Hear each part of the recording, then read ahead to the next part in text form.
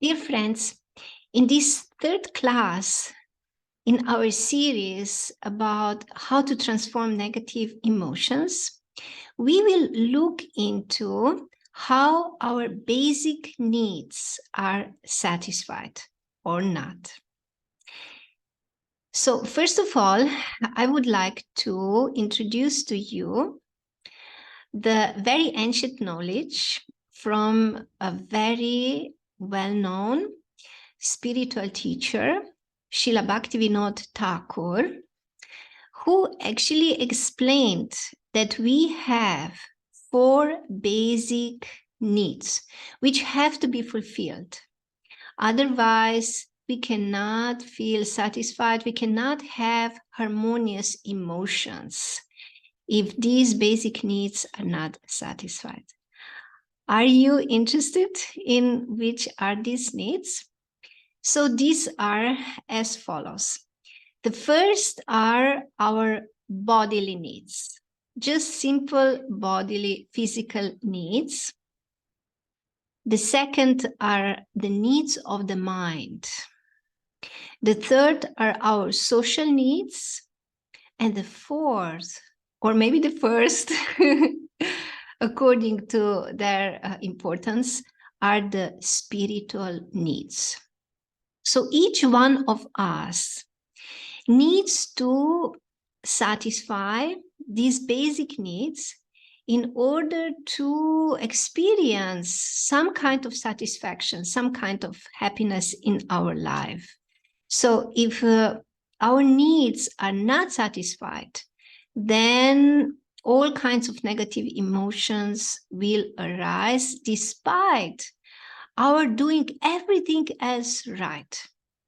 So just because of not having our basic needs met, we will feel sad, we will feel disturbed, we will feel agitated, we may feel angry, depressed, all kinds of negative emotions arise. So today, in this class, I would like to give the attention to first 2 basic needs, and these are the needs of the body and the needs of the mind. You probably have heard about these needs already, but what we are looking at is from a spiritual perspective. So it is a little bit of a different angle of vision. So as far as the needs of the body, we can read in the sacred textbook, Bhagavad Gita, as it is. In chapter 6, text 17, there is a verse which says, Yuktahara viharasya yukta cheshtasya karmaso yukta swapnavabodhasya yogabhavati dukkhaha. He who is regulated in his habits of eating, sleeping, recreation, and work can mitigate all material pains by practicing the yoga system. So this verse actually is addressing our bodily needs.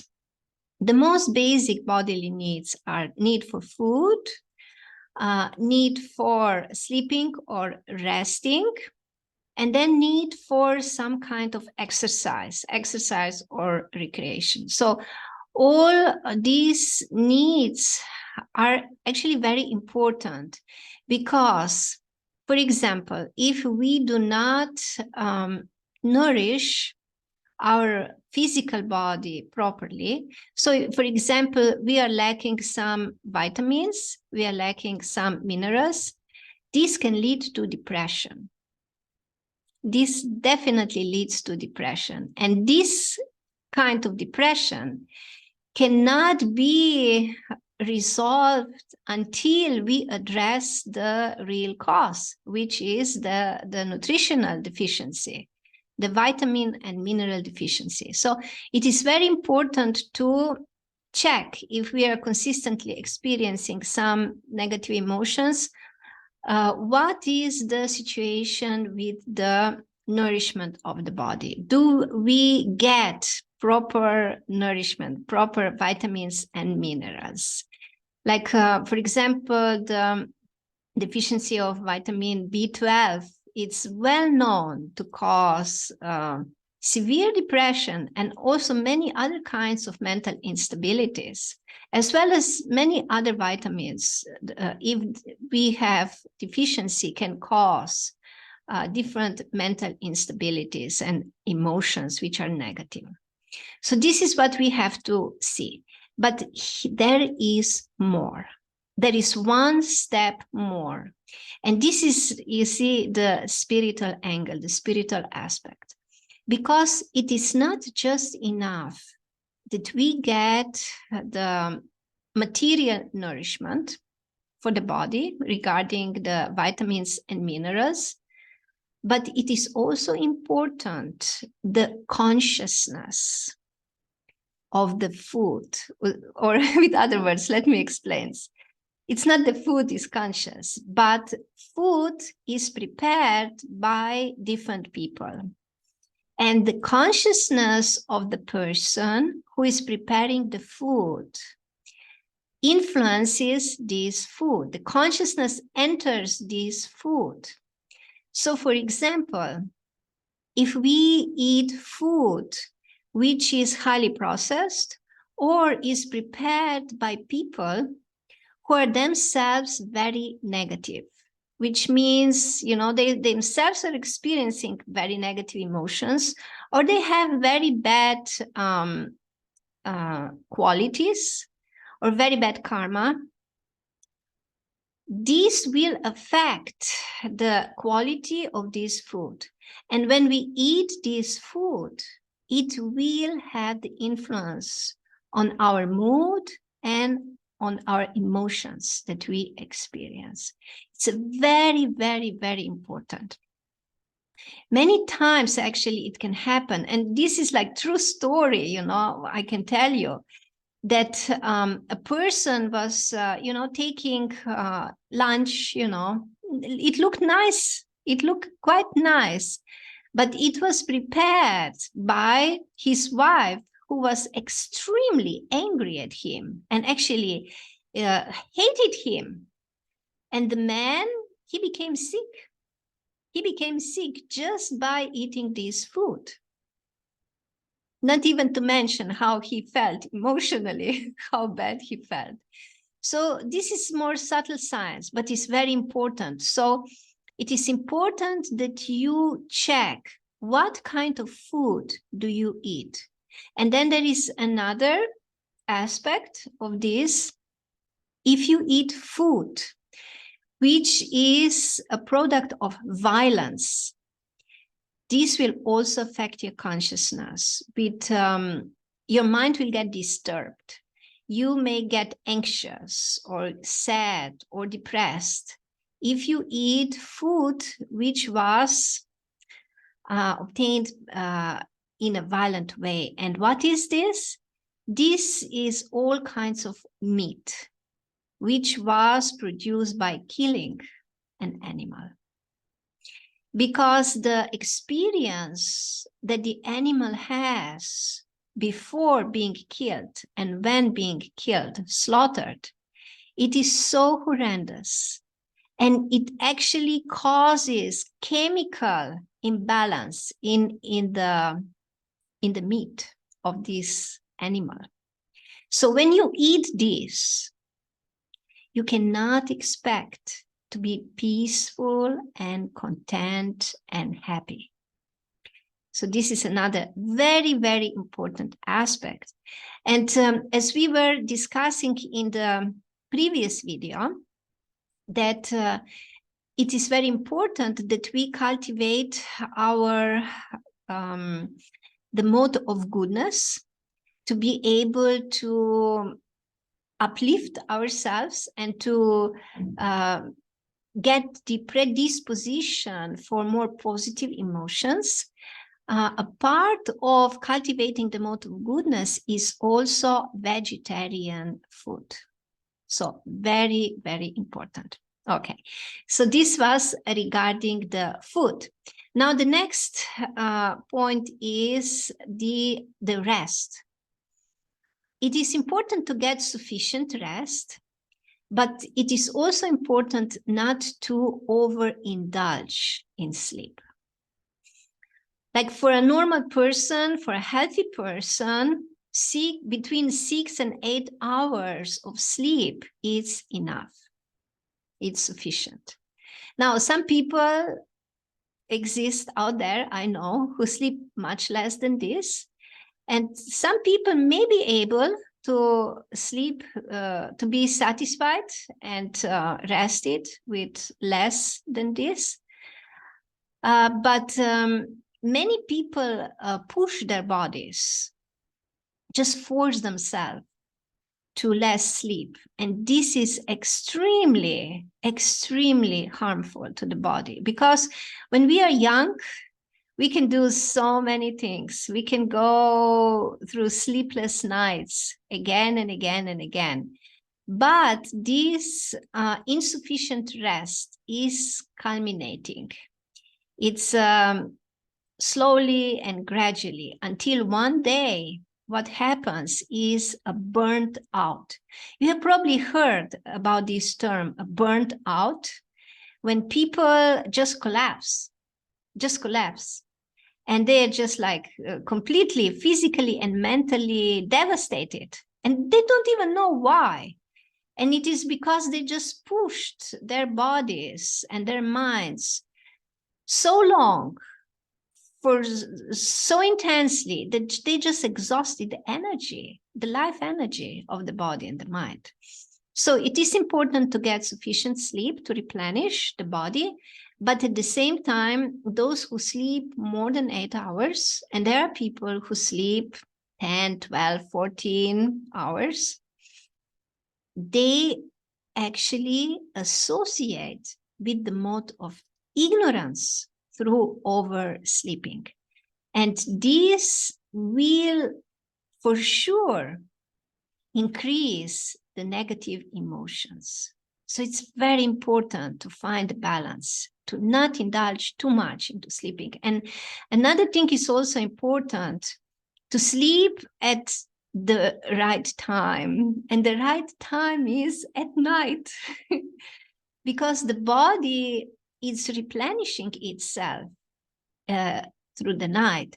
And especially the hours before midnight are very important, because at that time the body gets the most restful sleep, and it repairs different organs, replenishes different organs.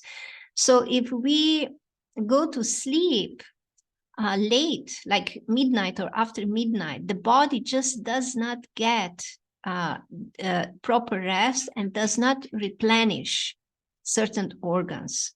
So this also can lead to negative feelings, negative emotions, and depression. And then the third point here is exercise. And there has been so much said about this. I just like maybe a word or two.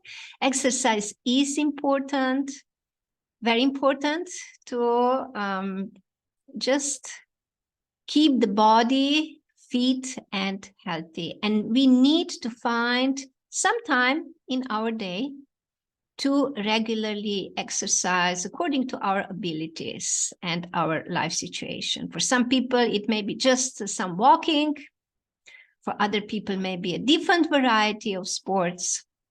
But whatever it is, it should be regulated, regular, and not in extreme, but just enough to keep the body fit and healthy. So this is about the bodily needs. It is important to give attention, although I am almost convinced that most of you are probably attentive to the needs of the body, because most of the people actually are taking care of the bodily needs, unless they are really in the mode of ignorance, when a person just doesn't care anymore and taking an intoxication and just keeps the body going towards a decay practically. But the next need, which is the need of the mind, is very, very interesting. So please listen carefully. So what is the need of the mind? Every one of us has a particular nature, which we can say it's a psychophysical nature. It refers both to the body and the mind. So what kind of body we have and what kind of mind we have. And regarding the mind, this includes the abilities, the talents, and the predispositions for a certain kind of activity or work. Every one of us has a certain nature. We experience attraction for different kind of work. Like some people, for example, are very studious. They like to study. They like to do research. They like to read books. And such people, it is important that they can engage in this kind of work. Then some other people are very people-oriented, and they are the natural leaders. They have the abilities for organizing. Other people listen to them. They have this kind of charisma. People follow them. So this is also a certain kind of a nature. And it's important that such a person gets the opportunity or finds an opportunity, finds a profession or a career to engage accordingly. Then there are people who actually likes to work with the land. They like to grow vegetables, or they like animals. They like to help animals. They like to care for animals. Or they may be very expert businessmen, merchants. So this is also a certain kind of nature. Also, these people may be very expert actually in making money. And they also have a strong desire to make money. So this is a particular kind of nature. And this is a particular stimulation for the mind, if we are engaged accordingly. And then there are other people who are maybe artistic, like artists. They like to paint, they like to work with their hands. It can be in art or just like, physical work. They just like to do physical work, just simple work. They like to do it. And that is also a particular kind of nature. And when we are engaged accordingly, then the mind gets the stimulation. So what can we conclude from this? If we are attentive to what are our abilities, what are our talents, what kind of work attracts us, and then we go toward this kind of a profession, this kind of career, then the mind will be fulfilled. The mind will be satisfied, at least in this regard. But if we neglect this and we put as a priority perhaps monetary gain, how much salary I will get, and we just engage in a job or a career that is not according to our nature, then I can guarantee you there will be great frustration and there will be constant negative emotions, because the mind will not get the proper satisfaction, the mind will not get the proper stimulation. So don't do this mistake. Find the work, the career, the profession that is according to your natural propensities, natural abilities. So I will stop here. I hope you have some comments, some more questions. Then you can just write them in the comments. And the next class, which will be on Wednesday, we will talk about the next need, which is very important, and that is social need. So thank you very much.